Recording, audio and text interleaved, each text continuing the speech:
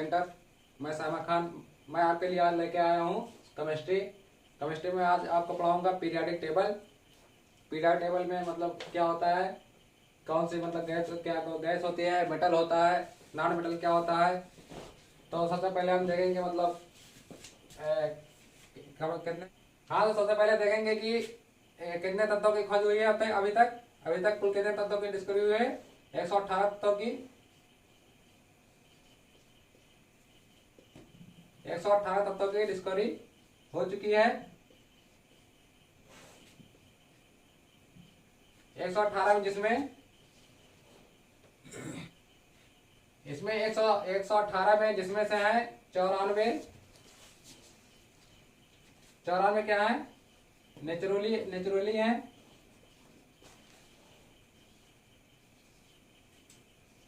मतलब प्राकृतिक रूप से पाए जाते हैं। और 24 ऐसे तत्व हैं जो सिंथेसाइज किए गए हैं, मतलब कृत्रिम रूप से बनाए गए हैं प्रयोगशाला में।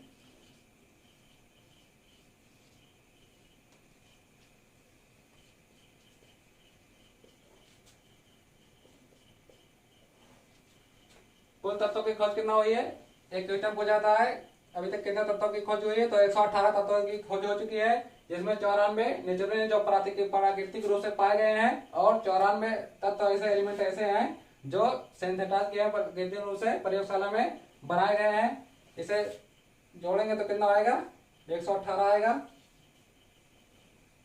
और फिर हम चलते हैं आगे। इन्हीं 118 एलिमेंट्स में 118 एलिमेंट्स में क्या क्या है, 91 एलिमेंट्स मेटल होते हैं और 20 एलिमेंट क्या होते हैं, नॉन मेटल होते हैं।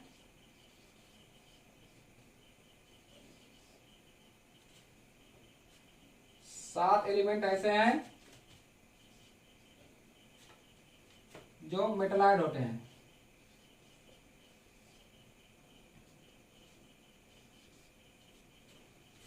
क्या है, 91 एलिमेंट ऐसे होते हैं जो धातु होते हैं, और 20 एलिमेंट्स ऐसे होते हैं जो अधातु होते हैं, और 7 एलिमेंट ऐसे हैं जो उपधातु होते हैं। उपधातु क्या होता है, जिसमें धातु और अधातु के दोनों गुण पाए जाते हैं, उसे क्या कहते हैं, उपधातु कहते हैं। और इन्हीं में 118 में दो एलिमेंट्स ऐसे हैं, दो एलिमेंट्स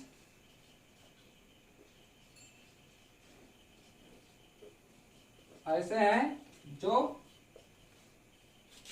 लिक्विड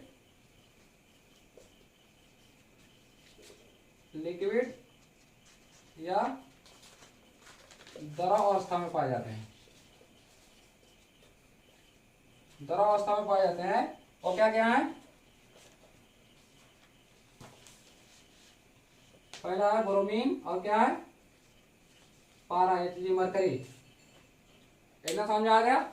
118 तत्वों में 91 धातु पाई जाती है और 20 अधातु पाए जाते हैं, 7 क्या पाए जाते हैं, उपधातु पाए जाते हैं। और इन्हीं 118 में दो एलिमेंट ऐसे होते हैं जो लिक्विड पाए जाते हैं। पहला क्या है, ब्रोमीन, और क्या है, पारा। एक किस अवस्था में पाए जाते हैं, लिक्विड अवस्था में पाए जाते हैं। किस पर, रूम टेम्परेचर पे।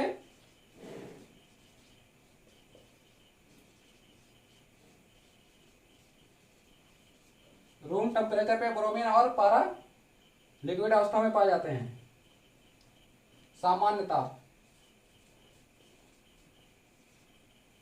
या कमरे के ताप पर लिक्विड अवस्था में पाए जाते हैं।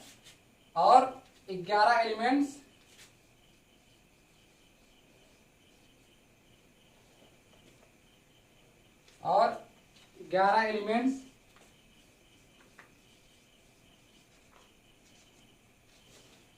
गैसीय अवस्था में पाए जाते हैं।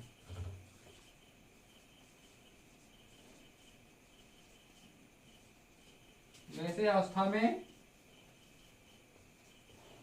पाए जाते हैं। दो एलिमेंट्स लिक्विड अवस्था में पाए जाते हैं, ब्रोमीन और पारा, एक मरकरी, और 11 एलिमेंट्स ऐसे होते हैं जो गैस अवस्था में पाए जाते हैं। तो पूछा जाता है कमरे के ताप पर कौन सा एलिमेंट दरा होता है, तो क्या होगा आंसर, ब्रोमीन होगा और एक मरकरी होगा। और क्या कितने एलिमेंट पाए जाते हैं गैस अवस्था में, तो आपका आंसर क्या होगा, 11 एलिमेंट ऐसे होते हैं जो गैस अवस्था में पाए जाते हैं। इतना समझ आ गया? तो हम चलते हैं फिर अगले पॉइंट की तरफ।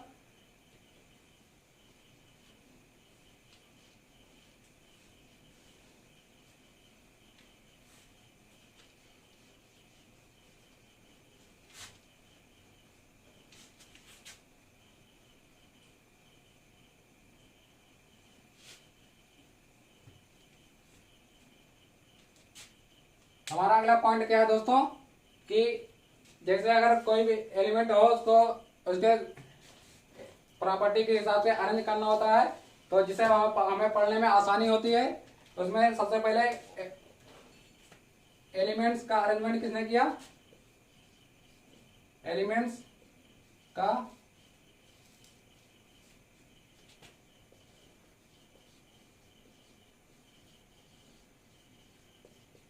एलिमेंट्स का अरेंजमेंट किसने किया, तो इसका आंसर क्या है, एंटोनी लेओजियर।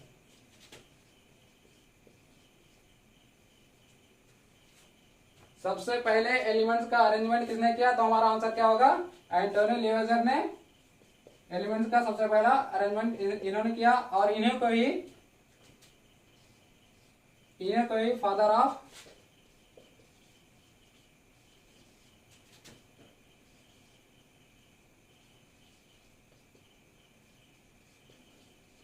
केमिस्ट्री कहते हैं।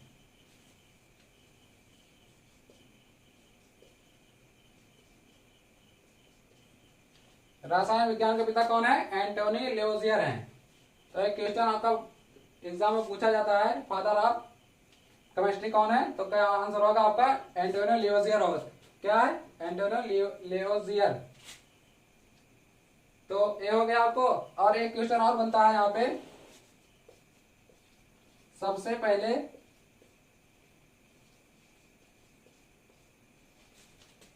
मेटल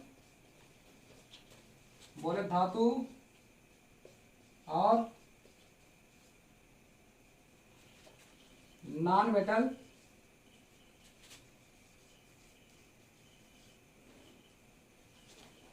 उपधातु का अरेंजमेंट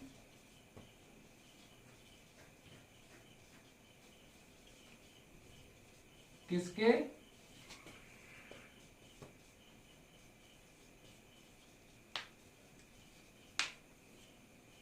एक क्वेश्चन और बनता है, सबसे पहले मेटल और नॉन मेटल का अरेंजमेंट किसके द्वारा किया गया, तो ये भी इसके एंटोनी लेओजियर द्वारा किया गया। इसका आंसर क्या है, एंटोनी लेओजियर द्वारा किया गया। एंटोनी लेओजियर द्वारा सबसे पहले धातु और अधातु का अरेंजमेंट किया गया। इतना आपको समझ में आ गया? एक एक पॉइंट आप नोट करिए, एग्जाम में पूछा जाता है। तो इतना आपको समझ में आया, तो हम चलते हैं अगले पॉइंट की तरफ।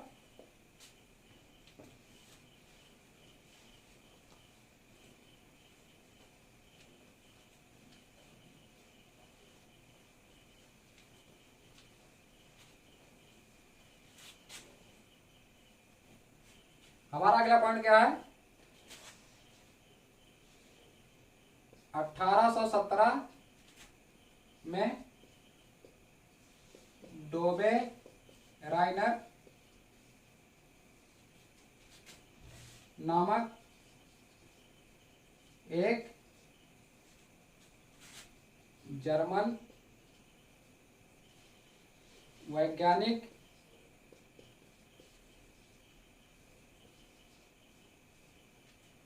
1817 में डोबे राइनर नामक एक जर्मन वैज्ञानिक थे,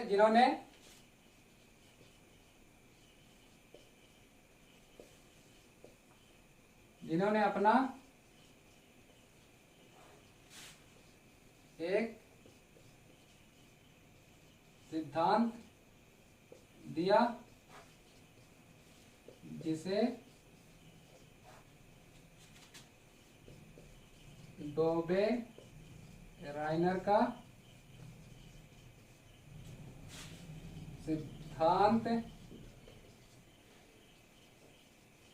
कहते हैं। 1817 में डोबे राइनर नामक एक जर्मन वैज्ञानिक थे जिन्होंने अपना एक सिद्धांत दिया था जिसे डोबे राइनर का सिद्धांत कहते हैं। जब ये साइंटिस्ट आए तो कुल ज्ञात तत्वों की संख्या कितनी थी? जब ये आए तो लगभग 31 से 33। जब ये आए तो पीरियोडिक टेबल में कुल कितने तत्व थे? 31 से 33 तत्व थे जो ज्ञात किया जा सका था। 31 से 33 एक क्वेश्चन आपका पूछा जाता है जब ये डोमिनार तो कुल कितने तत्वों की संख्या थी? तो 31 से 33 तत्व ज्ञात किए जा चुके थे। तो इन्होंने अपना एक सिद्धांत दिया था जिसे डोबे राइनर का फिजिक्स सिद्धांत कहते हैं। ये सिद्धांत क्या है?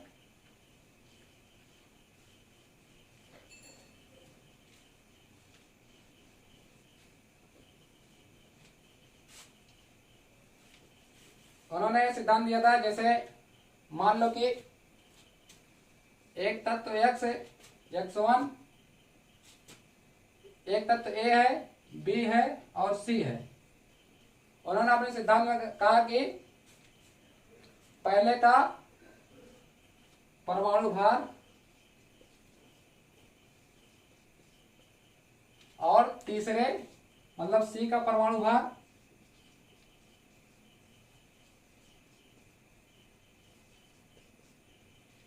पहले और तीसरे तत्व के परमाणु भार का औसत दूसरे। उन्होंने क्या कहा था? पहले और तीसरे तत्व का परमाणु भार का औसत तीसरा तत्व होता है। मान लो कि A का परमाणु भार 20 है, A का परमाणु भार 20 है और C का 40 है। तो 20 और प्लस 40 इसका औसत मीन मतलब कितना होगा? 2 से भाग कर देंगे तो कितना होगा? 40 20 60 और बटे 2 बराबर 30। तो इसका परमाणु भार कितना हो जाएगा? 30। तो इन्होंने अपने सिद्धांत में यही बताया था कि पहले तत्व का परमाणु भार और तीसरे तत्व के परमाणु भार का औसत दूसरे तत्व का परमाणु भार के बराबर होता है। तो इन्होंने अपना सिद्धांत ऐसे ही दिया। तो हम समझाते हैं एलिमेंट लेकर। हाँ दोस्तों, डोबे राइनर का त्रिक सिद्धांत क्या था? इन्होंने एक टेबल है, आप टेबल बना लीजिए।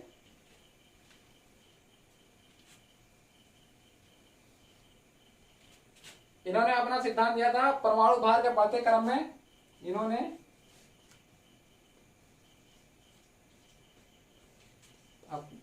अपने सिद्धांत में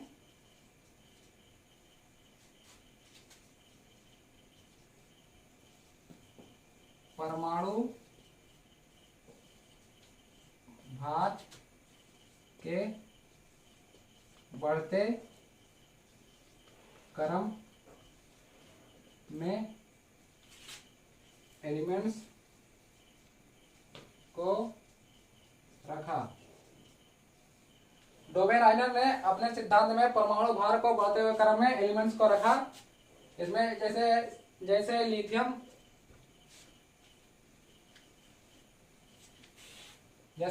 है, लिथियम, सोडियम और पोटेशियम। लिथियम का 7 है और इसका फिर 23 है, फिर 39 है। इन्होंने इंक्रीजिंग ऑर्डर में लिया परमाणु भार को, इंक्रीजिंग ऑर्डर बढ़ते क्रम में।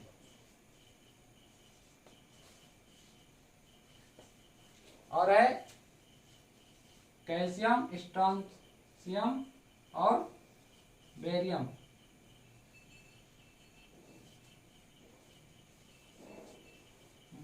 ये भी बढ़ते क्रम में लिया। और है क्लोरीन, ब्रोमीन, आयोडीन। इन्होंने अपने सिद्धांत में परमाणु भार को बढ़ते हुए क्रम में एलिमेंट्स को रखा। लिथियम का कितना है 7, फिर इसका पोटेशियम का कितना है 39। इसका औसत निकालेंगे, आधा करेंगे तो कितना हो जाएगा 39 7 कितना होगा 46, 46 बटे 2 बराबर 23। तो क्या हो गया सोडियम का 23। सोडियम का कितना हुआ 23 हुआ। अब लेते हैं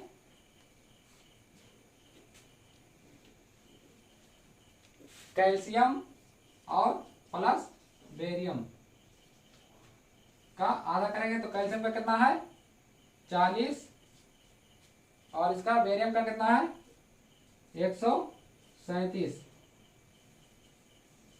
औसत करेंगे तो 137 में 40 जोड़ेंगे कितना हो जाएगा 177 भागे 2। इसको काटेंगे कितना आएगा 2 अट्ठे 16, फिर 2 अट्ठे 16, 2 पंजे 10, कितना आएगा 88.5, लगभग 88 के बराबर आएगा। मतलब एग्जैक्ट तो नहीं आएगा, थोड़ा बहुत फर्क आएगा पॉइंट में।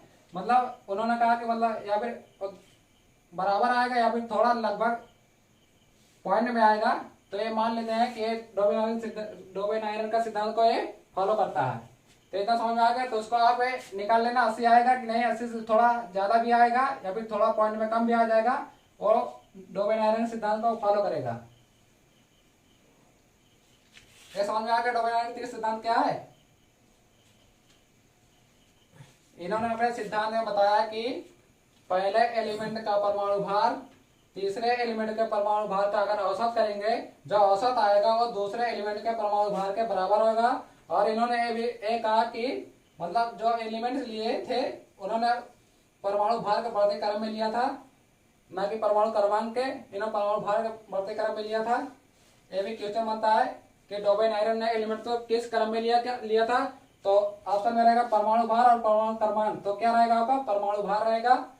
तो इतना समझ में आ गया। अब चलते हैं हम अगले पॉइंट की तरफ। दोस्तों उसके बाद 1866 में एक अंग्रेजी वैज्ञानिक न्यूलैंड आए। फिर 1866 में एक अंग्रेजी वैज्ञानिक लीलैंड नामक वैज्ञानिक थे, वो आए। उससे पहले भी और वैज्ञानिक आए थे जो असफल हुए और उसको नहीं पढ़ाया गया। तो 1866 में जो आए तो लीलैंड आए, तो उन्होंने बताया कि तो दोस्तों क्या है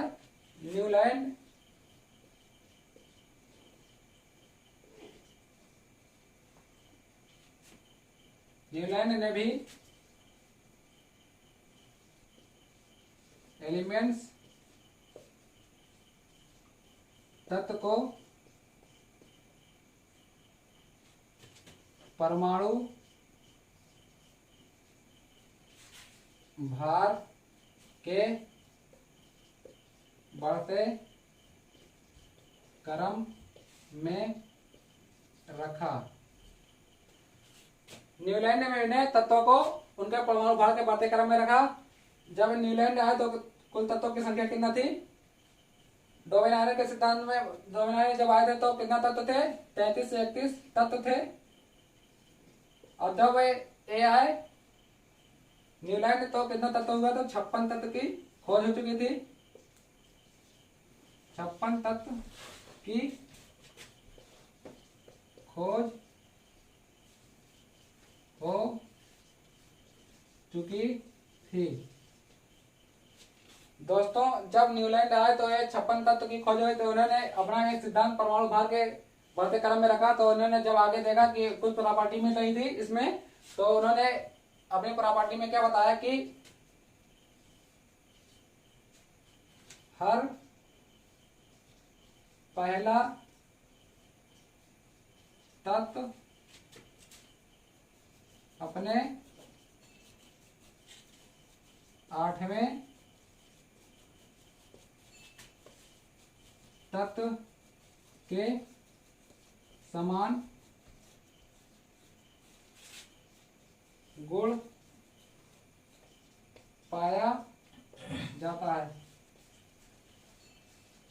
जब इन्होंने परमाणु भार को बढ़ते क्रम में रखा तो उन्होंने एक प्रॉपर्टी पाई, तो उन्होंने उस प्रॉपर्टी में मतलब अपने तत्व में, अपने सिद्धांत में कहा कि हर पहला तत्व अपने आठवें तत्व के समान गुण प्रदर्शित करता है या पाया जाता है। तो इसी कारण इसे न्यूलैंड का अष्टक नियम, इंग्लिश में ऑक्टेव रूल कहते हैं। जब इन्होंने अपने सिद्धांत में बताया कि हर पहला तत्व अपने आठवें तत्व के समान गुण प्रदर्शित करता है, इसी कारण इन्हें न्यूलैंड का अष्टक नियम या ऑक्टेव रूल कहते हैं। इनका ऑक्टेव रूल क्या था देखते हैं।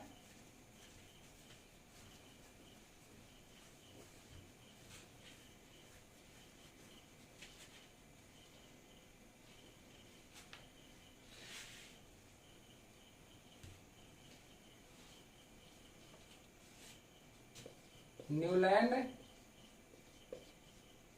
का अष्टक नियम, ऑक्टेव रूल।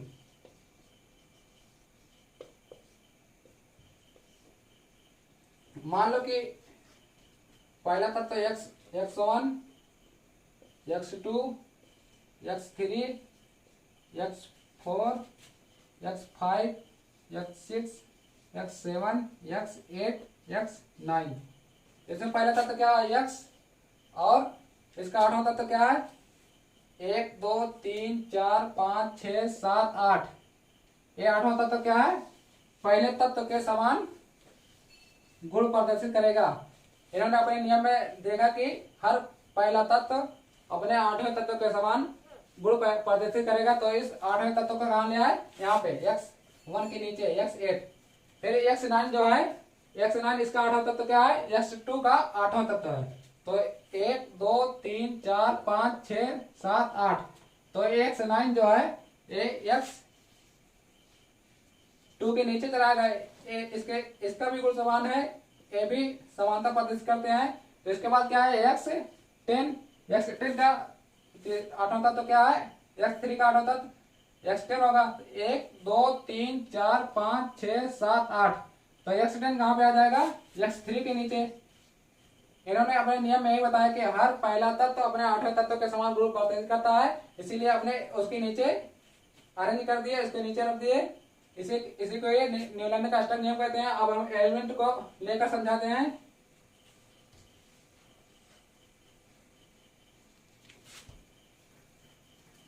इन्होंने एलिमेंट में हाइड्रोजन से शुरू किया था। 56 तत्व खोजे जा चुके थे, तो हाइड्रोजन पहला था। और 56वां तत्व क्या था थोरियम, जिसका परमाणु क्रमांक क्या था 90। तो इन्होंने सबसे कम परमाणु भार कितना था परमाणु क्रमांक भार, तो हाइड्रोजन का था। तो हाँ, तो दोस्तों हम यहाँ से देखते हैं न्यूलैंड का अष्टक नियम। इसमें इसका हाइड्रोजन का आठवां तत्व कौन सा है 1 2 3 4 5 6 7 8। तो इसको हम हाइड्रोजन के नीचे लिखेंगे क्या फ्लोरीन। फिर होगा लिथियम। लिथियम का आठवां तत्व क्या है 1 2 3 4 5 6 7 8। लिथियम के नीचे क्या हो जाएगा सोडियम हो जाएगा। फिर होगा बेरिलियम का आठवां तत्व क्या है 1 2 3 4 5 6 7 8। तो ये क्या हो जाएगा मैग्नीशियम इसके नीचे हो जाएगा। फिर उसका क्या है बोरान। बोरान का आठवां तत्व क्या है 1 2 3 4 5 6 7 8। बोरान के नीचे हो जाएगा एल्युमिनियम हो जाएगा। और फिर कार्बन का आठवां तत्व क्या है 1 2 3 4 5 6 7 8। तो हो जाएगा कार्बन के नीचे क्या हो जाएगा सिलिकॉन आ जाएगा। तो दोस्तों ऐसे ही मतलब न्यूलैंड का अष्टक नियम अपने ही परमाणु भार के बढ़ते क्रम में लिखा। तो हर आठवां तत्व पहले तत्व के समान गुण प्रदर्शित करता है, तो इसे उसके नीचे अरेंज कर दिया। तो देखते हैं हाइड्रोजन नीचे क्या आ गया फ्लोरीन आ गया, ये आठवां इसका तत्व है। लिथियम नीचे सोडियम आएगा, इसका आठवां तत्व सोडियम है। बेरिलियम का आठवां तत्व क्या मैग्नीशियम है। और बोरान का आठवां तत्व क्या एल्युमिनियम है। और कार्बन का आठवां तत्व क्या सिलिकॉन। ये दोनों मतलब समान गुण प्रदर्शित करते हैं। ऐसे ही मतलब इन्होंने 56 तक किया था, लेकिन ये इनकी कोई लिमिटेशन, एक लिमिटेशन थी। उनकी लिमिटेशन क्या थी?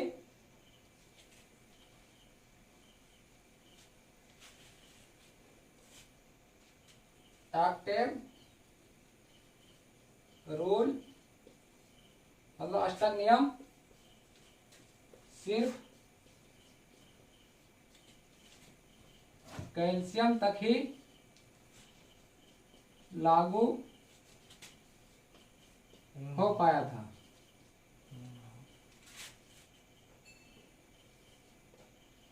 दोस्तों इन्होंने जब देखा कि हर आठवां तक परिवर्तक के समान गुण प्रदर्शित करता था, तो इन्होंने अपना नियम को आगे बढ़ाया। तो कैल्शियम जब पहुंचे तो यह नियम फॉलो नहीं हो पाया था। तो इनकी एक लिमिटेशन थी कि मतलब कैल्शियम तक ही ये नियम रह गया, या इसकी लिमिटेशन है कि दोस्तों एग्जाम में पूछा जाता है न्यूलैंड का अष्टक या ऑक्टेव रूल कहां तक लागू हो पाया था? तो इसका आंसर क्या होगा दोस्तों? कैल्शियम। आंसर क्या होगा? कैल्शियम। एक कई बार पूछा गया है क्वेश्चन, न्यूलैंड का अष्टक नियम कहां तक लागू हुआ था, तो आपका आंसर होगा कैल्शियम तक, कैल्शियम। तो दोस्तों आज की क्लास यहीं तक। तो दोस्तों अगर ये वीडियो आपको अच्छी लगी हो तो लाइक करें, शेयर करें, सब्सक्राइब करें। और अगर हमारी पहली वीडियो आपने नहीं देखी मैथ की, तो हम लिंक इसका भेज देंगे सब्सक्रिप्शन में, आप देख लेना। Thanks for watching.